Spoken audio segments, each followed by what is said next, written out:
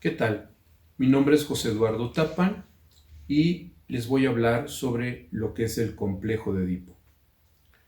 Es muy importante entender que Freud, cuando estaba estudiando lo que para nosotros sería los estudios medios, hizo una traducción de Sófocles precisamente de la tragedia de Edipo Rey.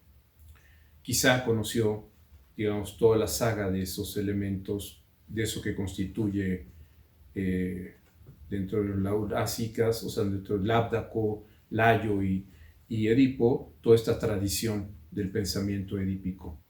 Lo que es importante es que entonces él conocía el texto en griego, no estaba solo relacionándose con digamos, con una traducción al alemán. Y lo que es claro es que él hace una diferencia entonces entre lo que sería la tragedia de Edipo, tragedia en el sentido de es una representación teatral en donde el interés de Sófocles es mostrar una posibilidad para que eso pudiera ser llevado a escena, que se basa desde luego esa tragedia en el mito de Edipo, pero lo que hace entonces Freud es trabajar esencialmente con lo que podemos pensar que es los elementos que constituyen aquello que para Freud es fundamental en la constitución de lo que también en términos freudianos sería el aparato psíquico.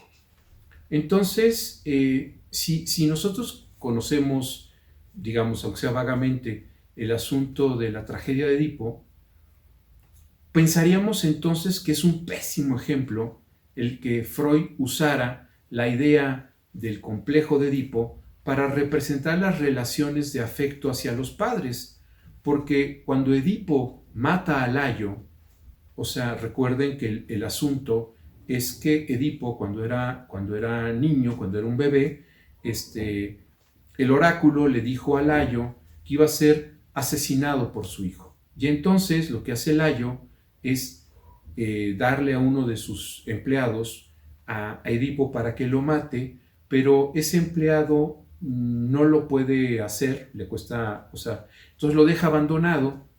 Parece ser que lo deja abandonado, pero lo deja con cierta perforación en los pies, porque precisamente Edipo significa el de los pies hinchados.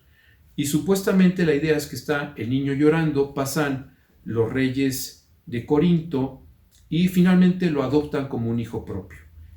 El asunto es que Edipo nunca supo que fue un niño recogido. Él pensaba que él era hijo de los reyes de Corinto.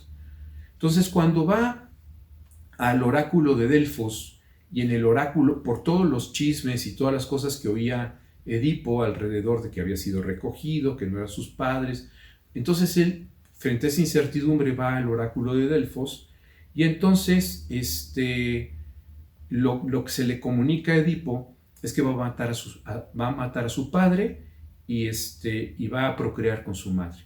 Eso le parece a Edipo terrible, y entonces ya no regresa a Corinto, y es cuando precisamente se va en dirección a Tebas, y en el camino a Tebas aparece un tipo en un camino angosto que viene siendo cargado por 4 esclavos, una litera por 4 esclavos, lo que nos muestra que era un noble, y entonces Edipo le pide, este noble dice que se quite para que pueda pasar él, y entonces de una forma grosera, y entonces Edipo dice que no, y mata a este rey sale, no sabía que era rey, pero bueno, este noble sale a atacar a Edipo y también sus esclavos, y Edipo mata a todos, deja herido solo a uno de ellos, pero no sabe que lo dejó herido. Y entonces camina a Tebas, y es este asunto donde derrota el enigma de la Esfinge. Por derrotar esto, Creonte, que era el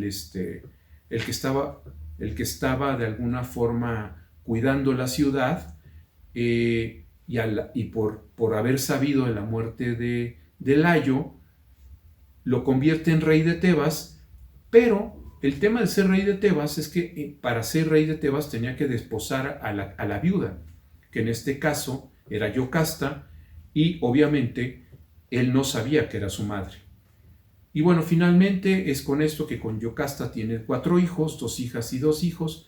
Entonces uno dice, ¿por qué Freud toma algo en ese ejemplo cuando es esencialmente equivocado pensar que alguien con esa historia pueda amar y odiar al padre cuando él no sabía que ese tipo del camino era su padre, y desea a la madre cuando no sabía que esa mujer que estaba en Tebas, que desposó, era su madre? Y el tema aquí es que Freud estuvo muy cerca siempre de las tradiciones filosóficas. Toda su propuesta teórica está poderosamente influida por fuentes filosóficas. Él mismo se siente incómodo con eso porque él quiere ser científico en términos de este pensamiento objetivo, de este sentido de la filosofía de la naturaleza, que conoce los principios de las cosas y no especula sobre ellas. Sin embargo, él, pese a estas cuestiones, está profundamente influido y había leído esta idea en donde aparece la pregunta de qué huye Edipo. O sea, ¿por qué Edipo, al ser comunicado de que iba a matar a su padre y desposar a su madre, por qué no llega a Corinto diciendo, ay, qué burrada, qué tontería? Y ese es el tema. Y ese es el tema por lo que Freud lo convierte precisamente en el complejo de Edipo. Porque la idea es que lo deseaba. Si él no hubiera deseado eso, no hubiera tenido nada con qué beligerar, no hubiera tenido nada con qué pelearse. Entonces, puesto que lo deseaba de manera, digamos, fuerte, es que decide huir para evitar cualquier tipo de debilidad o cualquier tipo de cosas y cumplir esa sentencia. Y lo que hizo, también esto es importante para lo que es el psicoanálisis, es que cuando huyes de aquello que tiene que ver con la verdad de tu deseo, lo único que haces es precipitar tu destino, es decir, precipitar toda una serie de encadenamientos que tienen que ver con estas cuestiones mortíferas, gozosas, destructivas, en donde entonces Edipo lo que hace finalmente es cumplir la sentencia. Mata a su padre y desposa a su madre. Ya desde esta idea entonces del complejo de Edipo para Freud es arquitectural en el sentido que tiene que ver con los principios fundamentales de lo que van a ser las relaciones de amor-odio hacia los progenitores, hacia la mamá y hacia el papá. En ese sentido, entonces, es que hay un sentido de ambivalencia, eso es importante en Freud, en donde el niño ama y odia a la madre y ama y odia al padre. ¿Por qué ama y odia a la madre? ¿Por qué ama y odia al padre? Porque tiene un sentido de amor hacia la madre, pero le molesta, odia la idea donde ella ama al padre. Le estorba eso, porque él entonces tendrá que rivalizar con el padre para poder obtener como objeto de amor a la madre. Y al mismo tiempo, ese ser, que es el padre, que es a quien odia, es con quien buscará identificarse, porque si es posible ser como su padre, es posible que tenga a su madre.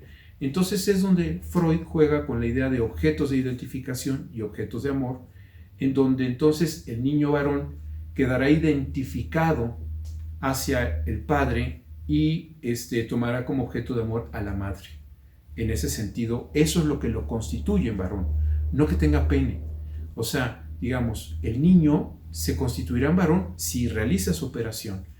Para Freud no hay Edipo femenino, o sea, no hay el Electra para las niñas, sino que el camino es el mismo, simplemente que en el caso de las niñas hay un desvío, porque la pregunta que se hace, lo que sucede ahí es que digamos, es la misma operación, pero la niña entonces, de alguna forma, en este desvío, va a tomar como objeto de amor a la madre y como objeto de identificación a la madre.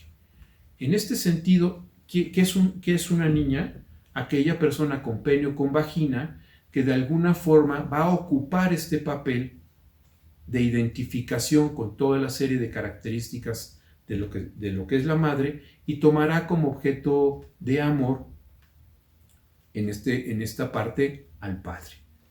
Entonces, es muy importante que lo pensemos así, porque el propio Freud es claro cuando habla de la diferencia sexual anatómica, que nos habla de que la diferencia sexual o sea, el tener la presencia de genitales, pene o vagina, es el lugar donde se apuntala la diferencia sexual, no donde se genera.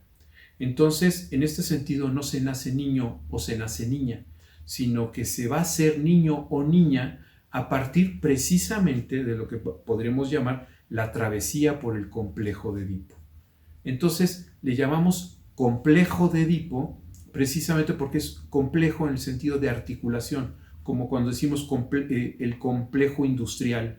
Es decir, estamos hablando de una serie de fenómenos, una serie de mecanismos que se instrumentan de manera homogénea, y eso es lo que precisamente constituye lo que podemos llamar el complejo de Edipo. Finalmente, nada más para advertirles que con Lacan eso cambia mucho, porque Lacan desaparece para él la idea de las figuras, los objetos, la idea de la mamá o el papá, y los convierte en lo que él llamará agentes. Y entonces dejará de ser necesario, por ejemplo, en un matrimonio, en una pareja homosexual que adopte a un niño, lo que se necesita es que se cumpla una serie de encomiendas, de funciones que son desplegadas por los agentes, y esos agentes no tienen que tener pene o vagina, no tienen que ser mamá o papá, se constituirán a posteriori como papá y mamá. Y en ese sentido, entonces, los agentes, un hospital, las enfermeras pueden fungir como agentes en este sentido. Y entonces inscriben funciones que son aquellas operaciones de carácter lógico, estructural, que son indispensables para estar en el mundo desde la perspectiva de Lacan. Entonces hay agentes, funciones que inscriben una serie de operaciones. Esa operación esencial en el Edipo, Freud le llama la inscripción del significante nombre del padre, en tanto lo que hace para Freud, para Lacan, como lo piensa él, es que hay tres tiempos lógicos del complejo de Edipo. El primero, en donde la criatura está totalmente apegada, digamos, a la gente que va a darle la cuestión nutricia.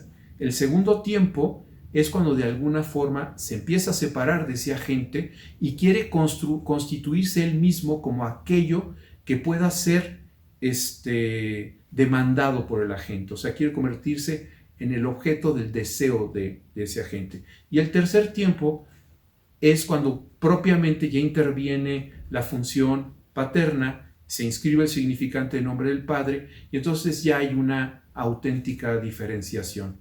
Eso en términos de Lacan, y todo esto pensado en tiempos lógicos y no cronológicos. Bueno, eso sería. Muchas gracias.